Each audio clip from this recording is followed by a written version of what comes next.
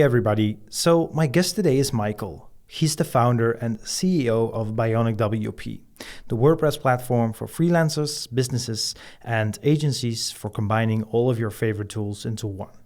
As always, we would like to hear more of the founding story and the strategies that accelerated their growth success. Michael, are you ready to take us to the top? Let's do it. All right. So first off, can you tell us a bit more about you and BionicWP? How would you describe it? Yeah, so BionicWP is a WordPress hosting platform that focuses on speed, but people are really surprised by the support. I was an agency owner I still am, for 10, 15 years, and finding somebody that services agency owners in the hosting world was difficult for me to find. And that's kind of the niche or the area that we're kind of focusing on. Great. So what's the business model of BionicWP? How are you making money? Yeah. So for the most part, we host people's websites. We've built an infrastructure on Google's platform that is focused completely on WordPress hosting, and we provide speed improvements, and which gets 90 plus on the desktop of Google, which coming in May will be very important when they're coming out with the Web Core Vitals update. To get rankings in SEO. Since I come in agency, that's kind of where this whole thing kind of came from. And we also provide a little bit of peace of mind to WordPress agency owners or freelancers because we're the ones that are losing their hair if there's issues with the website or with WordPress. Keeping core theme plugins all up to date, all of that stuff is kind of where we sit. And then we also do unlimited edits as well in that space for agency owners. So that's kind of what the business model is, and how it's helping the customers is taking some of that stress away from them having to manage this so they can focus on their business. Makes sense. Sounds great. So being the founder, tell us, how did you start the business? Take us back from idea to launch. Yeah. So like I kind of mentioned, I've owned an agency for I'm coming up on 11 years now, and I got frustrated going to hosting providers that said something to the effect of, "Hey, go talk to your developer. That issue's your developer's issue," or those types of things. And then also with speed, I'm a computer science major, so I geek out over milliseconds increases, things like that. And so I wanted to provide that solution. And what happened is I kind of had been toying with the idea of building this platform, and then I met a gentleman that's now helped me build the solution. He played the game of Inception on me a little bit. He said, "Hey, we need to build this platform." I said, "Whoa, it's the first time I'm talking to you. I don't need a platform right now. I just want to fix these sites, get them running faster." A year and a half later, we now have a platform, which is my idea, obviously, since he dropped it in my brain a long time ago. And it's a full service kind of platform that we built to service agency owners and freelancers. Is kind of that space. No, I felt nobody was really solving those issues, so that's why we started it. And it was more just like kind of scratch our own itch, I would say.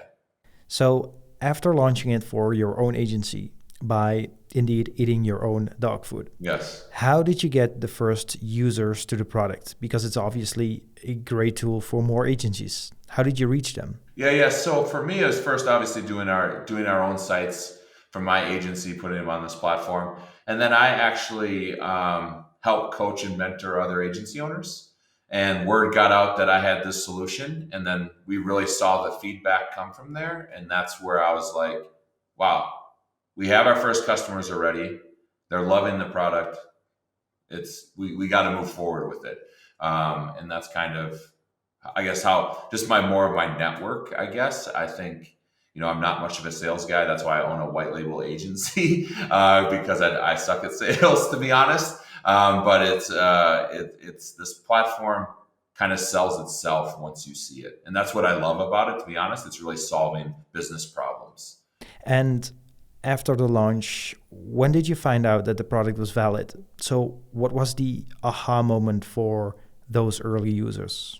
Yeah, I think the first time that we really saw something was the response we got while we're on the phone with people, having a couple conversations early on, that people are like, "Wait, what? You get all of this? Well, okay, what about this?" And they're like constantly trying to find if things are included or not. And most of the time it always is.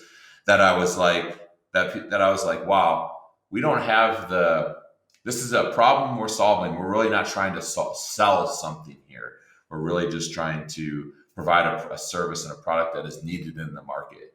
And that's really kind of when we saw how wild they were on sales calls, and then really started getting solid testimonials for customers on our support as well. So like what we kind of always say is come for the speed, stay for the support. And because the speed is easy to sell, hey, you can get very fast scores, but then people are really surprised how good our support is and how deep it goes. That's always great. The product sells itself. Yep. What is your most important acquisition channel to get new customers on board right now? Yeah, I think right now it's honestly, it's been word of mouth a little bit. And I think a little bit, I don't want to say it like this, but my reach, I guess, I didn't know, like, I thought I knew a number of agency owners, but since I've been doing this for 10 years, I know a lot of freelancers and agency owners in this space. And that's really been helpful to get, our customers on board and to do that. So what is your most valuable lesson or fail up to this point, being the founder and CEO of BionicWP?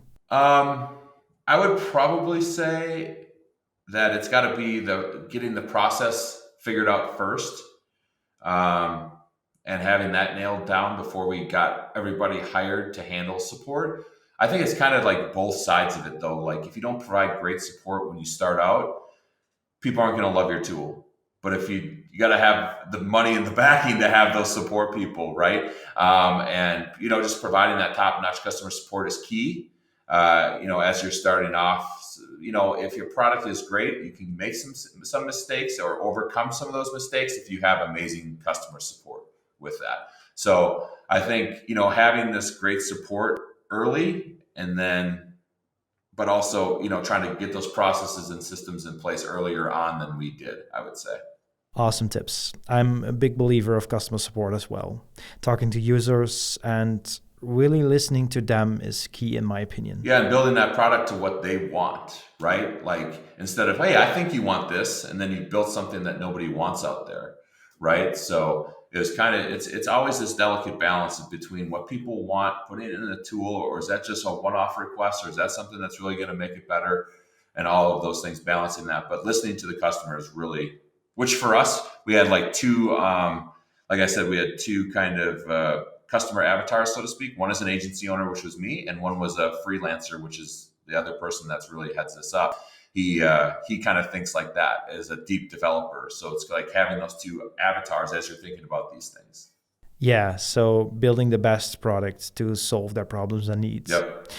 At what stage is BionicWP right now in terms of revenue, and how much time did it take to get to this point? So we're expected to do about $350,000 in annual recurring revenue. Currently adding about 10 to 20% per month right now. To answer how long it took there, we obviously took all the agency clients I had from the 10 years of work that I did and put those on the platform right away, which gave us a nice jump start immediately. So that's kind of, I guess, where we're at. The growth continues to happen. Sorry, I think I missed the second. So the stage of SaaS right now in terms of revenue, and what was the other part of it? Yeah, no worries. So how much revenue and how much time it took to get to this point? Oh, how much time? Yeah, so we launched this product almost 10 months ago, really out of out of alpha and beta at the end of September. So 6-7 months ago. So it took us about 6 months to build, got people on, really started to load people up at that point. We were doing things without the platform at that time. So we had a product, we were building the infrastructure as we did it. 6 months later, launched that. So about 10 to 11 months right now is where we're at.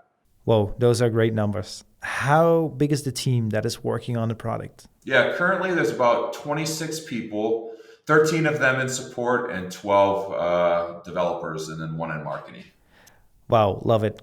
Great, Michael. Thanks for sharing the story behind BionicWP. Now, let's wrap it up with a lightning round of 6 questions to inspire others. Before we dive into today's lightning round, let's hear a quick word from a sponsor. Do you want to build your product the best way possible? Listening to user feedback is one of the best ways to do just that. Upvote provides you with feedback boards which you can use internally or share publicly with your users. It also includes a nifty product roadmap. You are getting a 10% discount when you try out their 14-day free trial and subscribe to one of their plans. Use promo code PIRATES and you are all set. Go to upvote.com and start a 14-day free trial. Now, let's go back to the interview.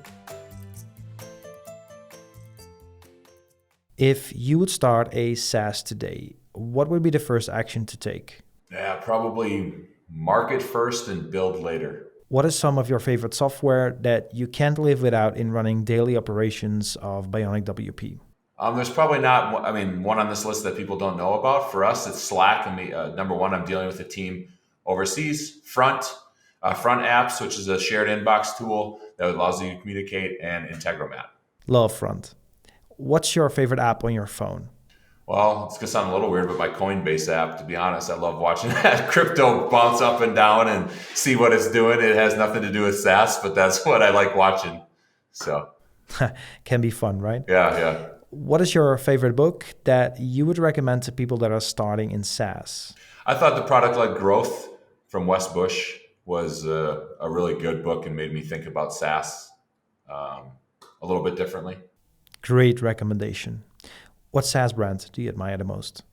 I thought about this one for a long time because it's probably what Intercom has done is pretty cool, and their branding and just how they, the tool that they've built to help support that, which you can tell I love the email platform with Front, and same thing with Intercom. It's kind of all interaction. It's all about customer support. That's what I think about. So that's why I fall kind of to that one. And your favorite SaaS person to follow or read? To the book, I would probably say Wes as well. That's who. I don't spend as much time as I should in this space doing that, because I'm still kind of running the agency as well, but learning more about SaaS. I love watching SaaS businesses get purchased and see what they go for in that type of space as well. But I need to do a better job on that. Makes sense. Well, great, Michael. Thanks for your time today. It was awesome. To conclude this interview, where can we learn more about you and BionicWP? Yeah, it's as simple as that right there. Just go to BionicWP.com and you can check us out and see who we are and what we're doing and how we're trying to change a little bit of the industry in the WordPress hosting space, managed WordPress hosting space.